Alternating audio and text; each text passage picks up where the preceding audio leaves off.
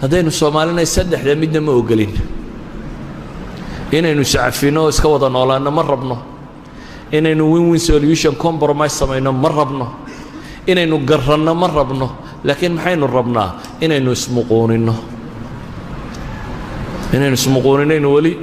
rabnaa caqligu inuu shaqeeyo ma rabno wali waxaan rabnaa in muruqu shaqeeyo maalinba ninkeenna waxoogaa dabaabada yara rooni inta kale inuu yidhaahdo ma idinkaa wax sheegi kara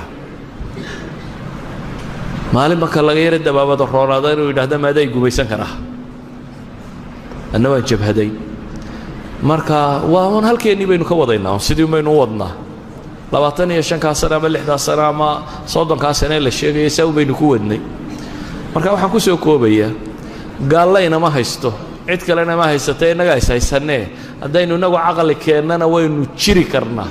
haddii kalena dee waa laynoo talinayaa ayaa aqbalaya in laynoo taliyo waxba Itoobiya ku xagxaganina ama Maraykan xagxaganina in laydin taliya aqbala wallahu a'lam